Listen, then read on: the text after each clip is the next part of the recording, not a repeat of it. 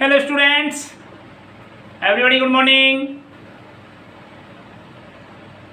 Hindi online classes में आपका हार्दिक स्वागत है।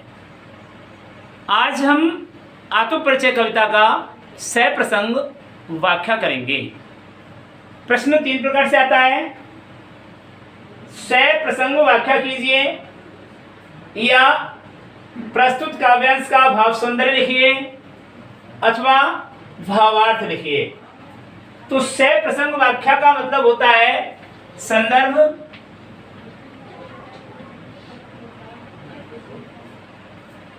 प्लस प्रसंग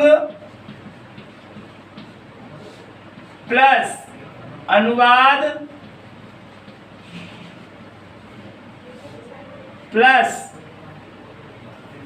विशेष। और विशेष के अंतर्गत क्या आता है? शिल्प। अच्छा, संदर्भ का मतलब होता है कि यह पाठ कहां से, किस ग्रंथ से लिया गया है। प्रसंग का मतलब होता है कि जो 5, 6, 7, 8, 10 लाइन जो आपके सामने दी गई हैं वह क्या प्रकरण है। और अनुवाद उसका हिंदी में अर्थ करना है। और विशेष के लिए व्याख्या के अंतर्गत शिल्प का निर्माण, मतलब इस कविता का निर्माण किस किस बिंदुओं को ध्यान में रखते हुए हुआ है। जो 10 बिंदु मैंने पिछली वीडियो में आपको लिखवाए थे शिल्पगत सौंदर्य के अंतर्गत, उनका निर्माण कविता में उन बिंदुओं का सहारा लिया गया। उन बिंदुओं को आपको यहाँ विशेष में लिखना है। ये तो इसका मतलब हुआ।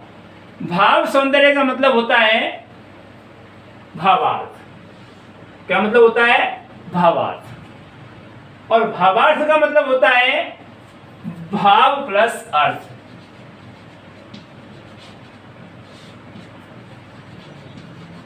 भाव प्लस अर्थ। भाव का मतलब होता है संदर्भ प्लस प्रसंग। और अर्थ का मतलब होता है व्याख्या, जिसके अंतर्गत अनुवाद और विशेष आता है। तो ये समझने वाली बात है। नाम कोई सा भी आ जाए, सह प्रसंग व्याख्या करें, भाव सौंदर्य करें या भावार्थ करें, सबका मतलब एक ही हो रहा है, संदर्भ, प्रसंग, अनुवाद और विशेष। इधर भी देख लीजिए आप, संदर्भ, प्रसंग, अनुवाद और विशेष, यानी कि अर्थ का मतलब व्याख्या, और व्याख्या भी इस तरीके से। तो कहने का मतलब आपको कोई भी भाषा में लिखना आ जाए, आपको अर्थ वही करना है जो आप पढ़ रहे हैं। ठीक है। तो यहाँ कवि हरबंस राय बच्चन ने इस पाठ में क्या बताया है वो देखिए।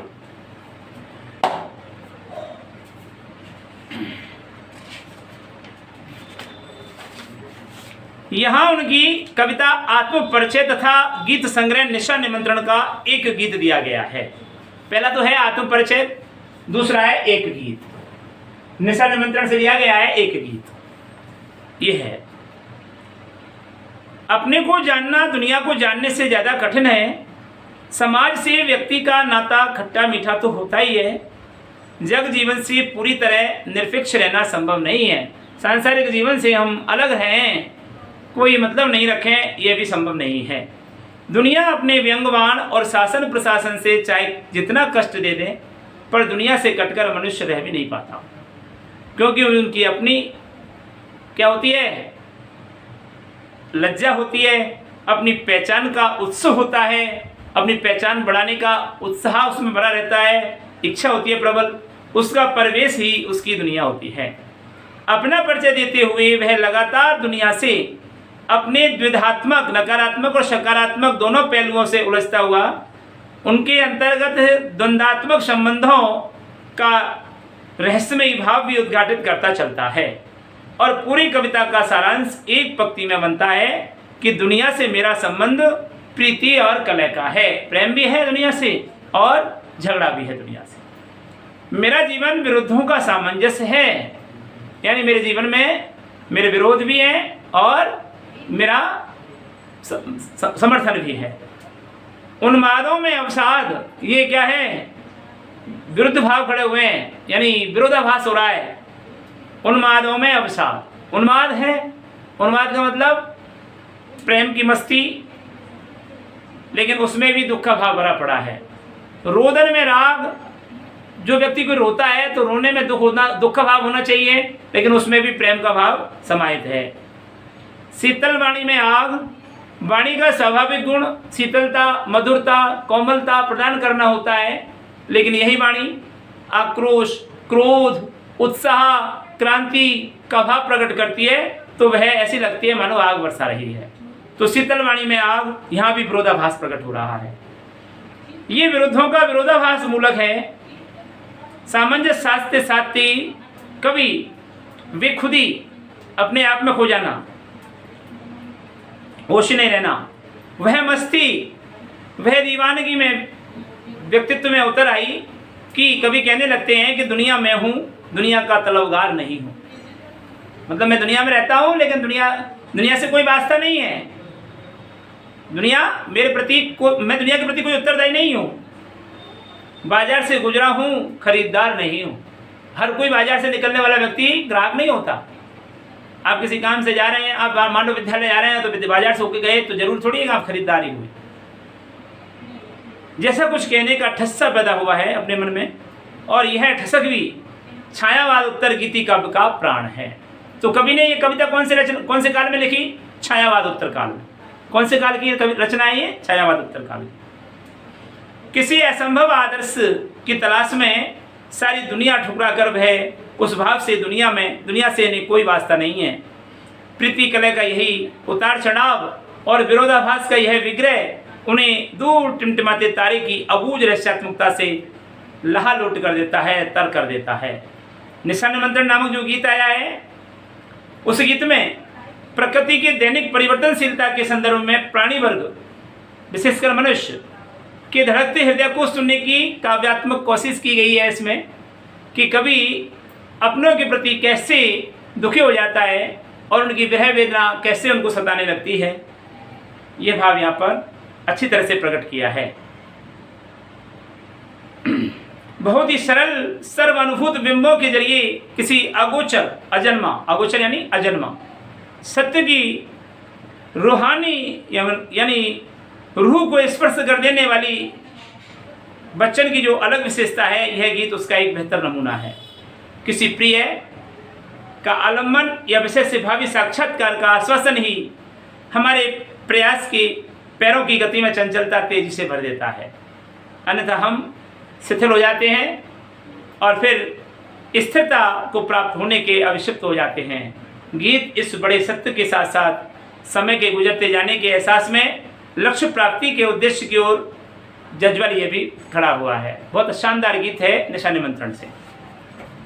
फिलहाल हम आत्म परिचय कविता को पढ़ते हैं। कवि अरविंद राय बच्चन कहते हैं कि मैं जग जीवन का भार लिए फिरता हूँ, फिर भी जीवन में प्यार लिए फिरता हूँ। कर दिया किसी ने झंकृत जिनको छूकर, मैं सांसों की दो तार लिए फिरता हूँ। कवि अरविंद राय बच्चन कहते हैं कि मैं इस सांसारिक जीवन का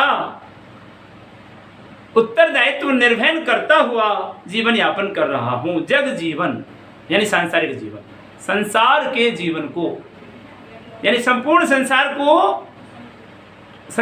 संसार के जीवन को जीने का उत्तरदायित्व निर्वहन कर रहे हैं, यानी सारे संसार की जिम्मेदारी कवि अपने ऊपर ले रहे हैं। तो इतना बड़ा स्नेह का भाव कवि के हृदय में अपने प्रिय के प्रति समर्पण की भावना को प्रकट करता है।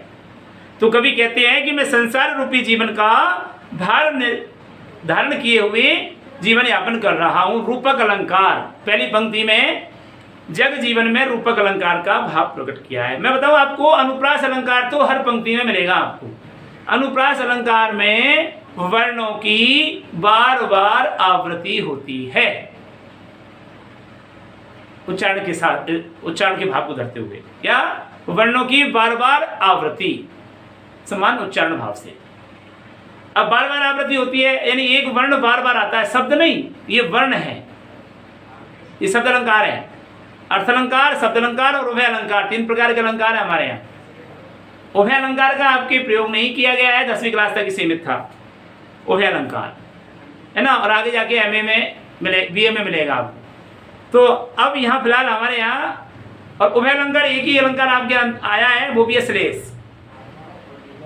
अर्थालंकार, अर्थ के द्वारा चमत्कारिक रूप से क्या होना, सौंदर्य प्रकट करना, कविता में अर्थ के अनुसार चमत्कारिक सौंदर्य का भाव प्रकट करने का अर्थ अलंकार कहलाता है। शब्द अलंकार, वर्ण या शब्दों के माध्यम से कविता में या काव्य में चमत्कारिक सौंदर्य प्रकट होता है, उसे शब्द अलंकार कहते हैं। तो यहाँ शब्द अलंकार की श्रेणी में ही आता है अनुप्रास अलंकार, ठीक है, यमक अलंकार, ये शब्द अलंकार हैं। तो अनुप्रास अलंकार में वर्णों की बार बार पुनरावृत्ति होना या 2 से अधिक बार वर्णों की आवृत्ति होना। तो यह सब आ गया। जैसे मैं जग जीवन का भार लिए फिरता हूं, तो रे वर्ण बार बार आ गया, हाँ? जैसे भार में रे, फिरता हूं मैं रे, तो रे वर्ण बार बार आया है, यहाँ अनुप्रास हो सकता है लेकिन गौण है। अहम अलंकार कौन सा है यहाँ पर? अहम अलंकार है रूपक अलंकार, जग रूपी, संसार रूपी जीवन। तो मैं सांसारिक जीवन का उत्तरदायित्व निर्वहन करता हुआ जीवन यापन कर रहा हूं। कवि ने सारे संसार का उत्तरदायित्व अपने ऊपर ले लिया है। तो यहाँ पर कवि की प्रेम भावना, प्रिय के प्रति प्रेम की भावना प्रकट होती है, मिलन की भावना। लेकिन प्रिय की सुखद स्मृतियों में कवि खोया हुआ है और वह उसको याद कर रहा है। इसकी इतनी बड़ी जिम्मेदारी होने के उपरांत भी फिर भी जीवन में प्यार लिए फिरता हूं। कवि कहता है कि मैं अपने सांसारिक जीवन के उत्तरदायित्व को निर्वहन करता हुआ जीवन यापन कर रहा हूं। इतनी बड़ी जिम्मेदारी होने के उपरांत भी मैं अपने जीवन में प्यार की भावना को धारण करता हुआ जीवन यापन कर रहा हूं। कर दिया किसी ने झंकृत जिनको छूकर, कवि कहता है कि मेरे जीवन में किसी प्रेमी ने आकर मेरे हृदय की वीणा को, यानी हृदय रूपी वीणा को स्पर्श करके झकझोर दिया। कर दिया किसी ने झंकृत जिनको छूकर, मैं सांसों के 2 तार लिए फिरता हूँ। कवि हरवंश राय बच्चन कहते हैं कि किसी प्रेमी ने मेरे जीवन में आकर मेरे जीवन की हृदय रूपी वीणा को स्पर्श करके झकझोर दिया। ऐसे मैं सांस रूपी जीवन के 2 तारों को धारण करता हुआ जीवन यापन कर रहा हूं। 4 पंक्तियों का अर्थ दोबारा रिपीट कर रहा हूं। प्रस्तुत काव्यांश में कवि अपने प्रिय के सन्निकट पहुंचने की भावना को स्पष्ट करता हुआ कहते हैं, सुखद स्मृतियों को ताजगी देते हुए कहते हैं कि मैं संसार रूपी जीवन का उत्तरदायित्व निर्वहन करता हुआ जीवन यापन कर रहा हूं। इस प्रकार सांसारिक जीवन की इतनी बड़ी जिम्मेदारी होने के उपरांत भी मैं अपने जीवन में प्यार की भावना को बसाए हुए जीवन यापन कर रहा हूं। कवि कहते हैं कि किसी प्रेमी ने मेरे जीवन में आकर मेरे हृदय रूपी वीणा के 2 तारों को स्पर्श करके झकझोर दिया। ऐसे मैं सांस रूपी 2 तारों को धारण करता हुआ जीवन यापन कर रहा हूं।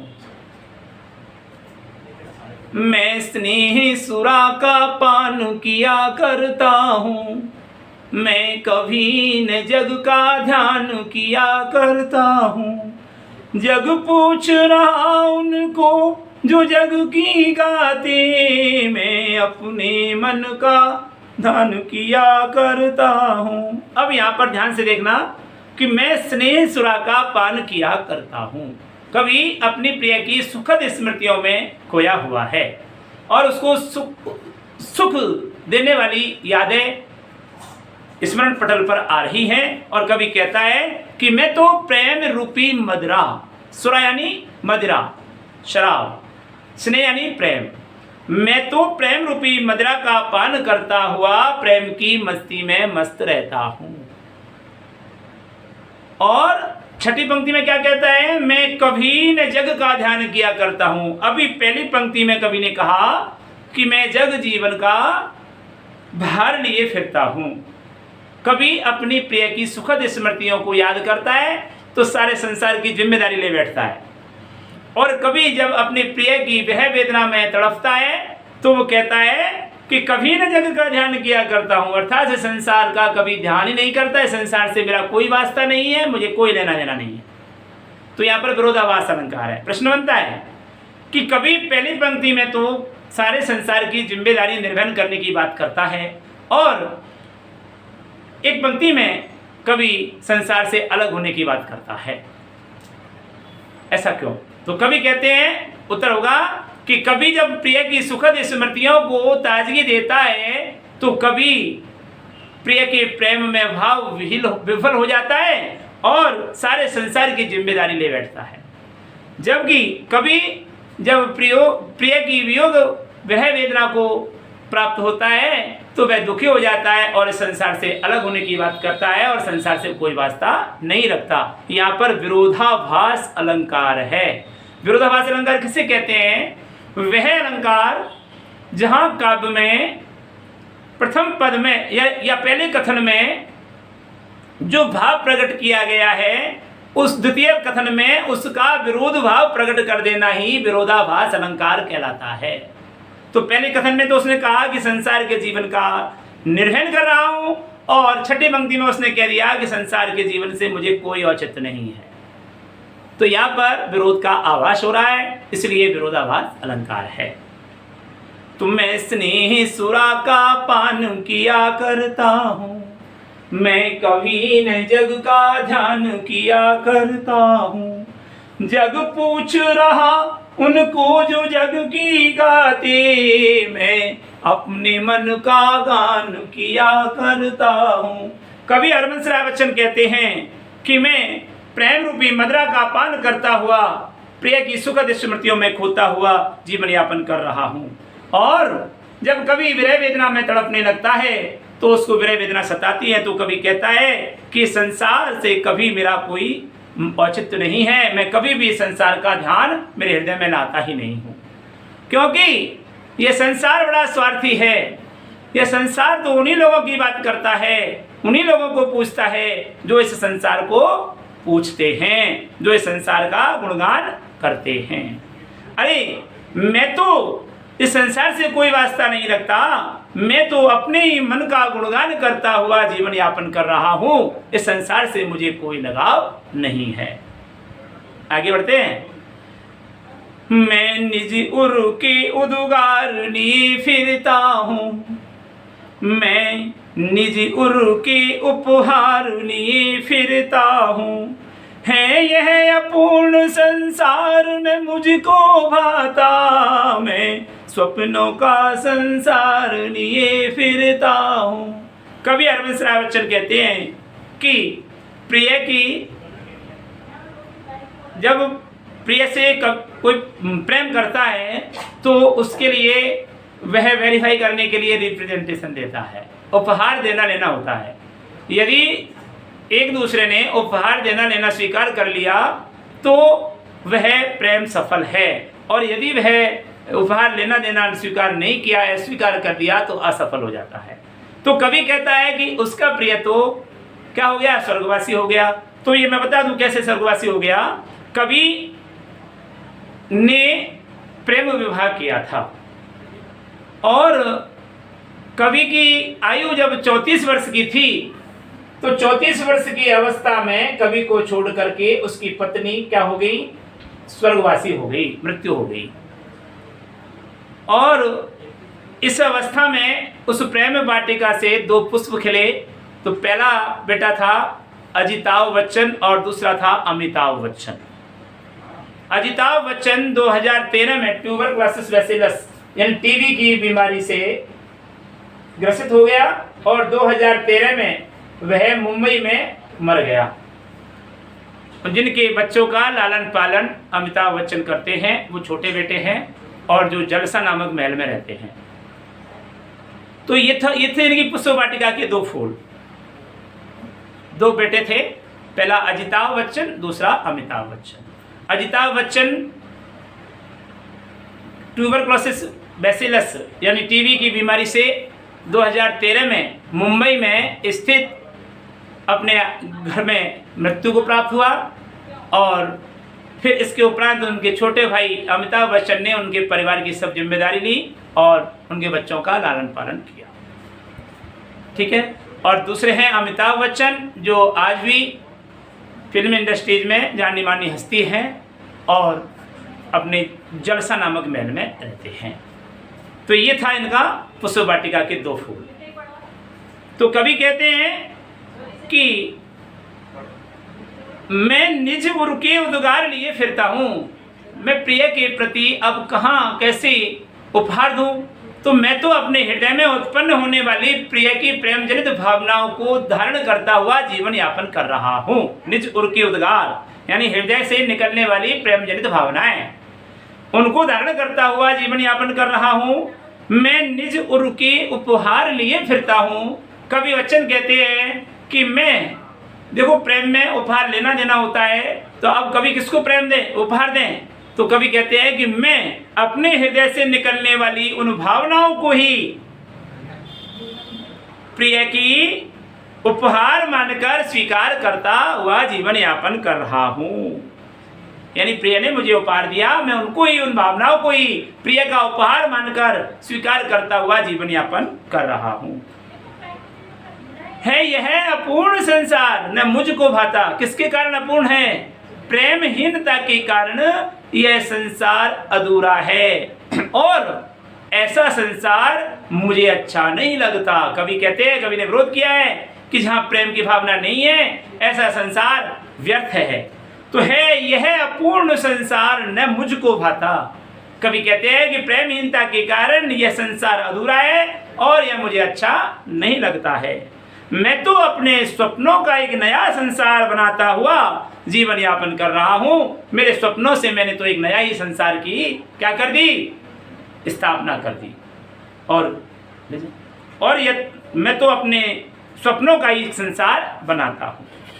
कवि कहता है, मैं जला हृदय में अग्नि दहा करता हूँ, सुख दुख दोनों में मग्न रहा करता हूँ। जगु भव सागर तरुणी को नाव बनाए, मैं भव मोजों पर मस्त बहा करता हूँ। कवि हरवंश राय बच्चन कहते हैं कि मैं जलने लगा। अतिशय कवि कहते हैं कि मैं प्रेम के वियोग के कारण जलने लगा, हृदय में जल रहा हूँ और हृदय में आग उत्पन्न करता हुआ जल रहा हूँ। सुख और दुख दोनों ही अवस्था में मैं तो सदैव प्रसन्न चित्त रहता हूँ। कवि कहता है कि जब वियोग अवस्था में आता है तो दुखी हो जाता है और जब सुखद स्मृतियों को याद करता है तो खुश होता है। तो यहाँ पर वही भावना उत्पन्न हो रही है। कभी जब अपनी प्रिय की वियोग अवस्था में उनकी वह वेदना में तड़पने लगता है तो कवि कहता है कि मैं प्रिय की विरह वेदना के कारण हृदय में जलने लगा और आग उत्पन्न करने लगा। किंतु जब वह कवि अपने प्रिय की सुखद स्मृतियों में खो जाता है तो कहता है कि मुझे संसार से कोई मतलब नहीं, मैं तो सुख और दुख दोनों ही अवस्था में प्रसन्न चित्त रहता हुआ जीवन यापन कर रहा हूँ। कवि कहता है कि जग भव सागर तरने को नाव बनाए। अरे ये संसार तो, इस संसार के प्राणी तो संसार रूपी समुद्र को पार करने के लिए कर्म रूपी नाव बनाता है। रूपक रूपक अलंकार है इसमें, टोटली रूपक। जग भव सागर तरने को नाव बनाए, मैं भव मोजों पर मस्त बहा करता हूँ। कवि हरवंश राय बच्चन कहते हैं कि ये संसार के प्राणी तो संसार रूपी समुद्र को पार करने के लिए कर्म रूपी नाव बनाता है। कर्म, जैसा कर्म करेगा वैसा फल देगा भगवान। यह है गीता का ज्ञान। यानी मनुष्य जहाँ जैसा कर्म करेगा वैसा ही उसको फल प्राप्त होता है, ऐसा कहा गया है। वो आ ना, तेरा किया आगे आएगा, जो बोया सो पाएगा, जैसी करनी वैसी भरनी। तो ऐसे ही यहाँ पर कवि कहता है कि जब भव सागर तरने को नाव बनाए, नाव यानी कर्म रूपी नाव, संसार के प्राणी इस संसार रूपी समुद्र को पार करने के लिए कर्म रूपी नाव बनाता है। अर्थात जैसा कर्म करता है वैसी नाव में बैठ जाता है। अच्छा कर्म करेगा तो पार करने वाली नाव उसको मिल जाएगी, बुरा कर्म करेगा तो उसकी नाव ऐसी मिलेगी जो डूब जाएगी रास्ते में। तो संसार के प्राणी संसार रूपी समुद्र को पार करने के लिए कर्म रूपी नाव बनाते हैं, किंतु मैं तो इस संसार रूपी समुद्र की लहरों पर मस्ती के साथ, प्रेम की मस्ती के साथ जीवन यापन करता हुआ जीवन जी रहा हूं। आगे कवि कहता है, मैं यौवन का उन्माद लिए फिरता हूं, उन्मादों में अवसाद लिए फिरता हूं, जो मुझको बाहर हंसा रुलाती भीतर में हाय किसी की याद लिए फिरता हूँ। कवि बच्चन कहते हैं कि मैं यौवन का उन्माद यानी जवानी की मस्ती, उन्माद यानी मस्तानापन, यौवन यानी जवानी। कवि कहता है कि मैं युवावस्था की मस्ती को धारण करता हुआ जीवन यापन कर रहा हूँ, और उस युवावस्था की मस्ती में भी जब प्रिय की वेदना सताने लगती है, विरह वेदना सताने लगती है, तो कवि कहता है कि मैं दुख को धारण किए हुए जीवन यापन कर रहा हूँ। अपने प्रिय की जो विरह वेदना है उसका वर्णन करते हुए कवि कहता है कि जो मुझको बाहर हंसा रुलाती भीतर, कि जो प्रिय की सुखद और दुखद वेदनाएं मुझे बाहर से तो दुनिया के सामने तो मैं हंसता रहता हूँ, किंतु जब उसकी विरह वेदना मुझे सताती रहती है तो मैं भीतर ही भीतर रोता रहता हूँ। कवि कहता है, हाय मैं ऐसे किसी प्रिय की सुखद यादों को धारण करता हुआ जीवन यापन कर रहा हूँ। अब ये जो पद है ये बड़ा ही इंपॉर्टेंट और मोस्ट पद बताते हैं। कर यत्न मिटे सब सत्य किसी ने जाना, नादान वही है हाय जहां पर दाना, फिर मूड ने क्या जग जो इस पर भी सीखे, मैं सीख रहा हूँ सीखा ज्ञान भुलाना। देखिए यहाँ पर दो बातें आई, सत्य और यथार्थ।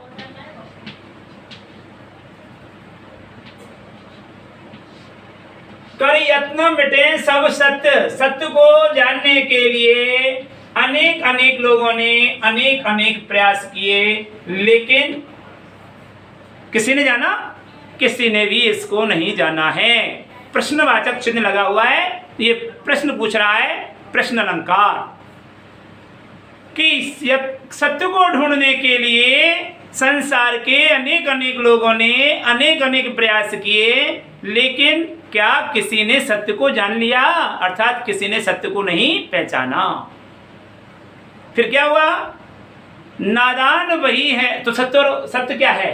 सत्य ये है कि किसी व्यक्ति ने किसी दूसरे व्यक्ति को चाकू से मारता हुआ देख लिया। कोई व्यक्ति चाकू से किसी को मार रहा है और वो आपने देख लिया और आपने कह दिया कि साहब ये सत्य घटना है। तो वो सत्य घटना नहीं थी, वो यथार्थ थी। सत्य क्या थी? सत्य तो ये थी कि उसको मारने का कारण क्या बना, उससे पहले जो घटना घटित हुई वह क्या थी, वह सत्य थी, लेकिन उसको कोई जानता ही नहीं है। आपने जो देखा है वो यथार्थ है। यथार्थ का मतलब होता है वास्तविक, और वास्तविक का मतलब होता है वस्तु स्थिति का वर्णन करने वाला। आपने जो आंखों से देखा है वह वास्तविक है, सत्य नहीं है। उसके कारण कोई और हो सकता है, वही सत्य है, लेकिन उस कारण का किसी को पता ही नहीं है कि क्यों मारा उसने चाकू से उसको।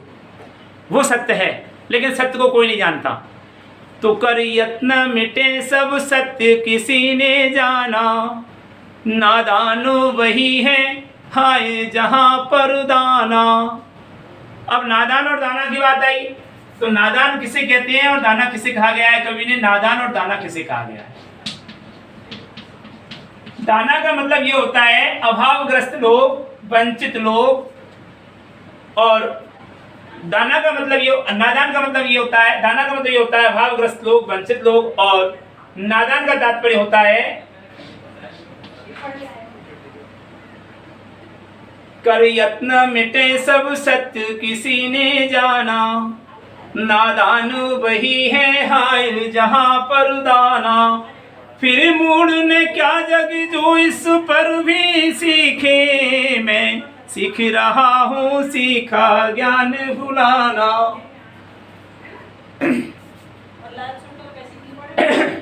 तो इसका हम अगले वीडियो में आपसे मुलाकात करेंगे। तब तक के लिए हम आपसे विदा लेते हैं। नमस्कार।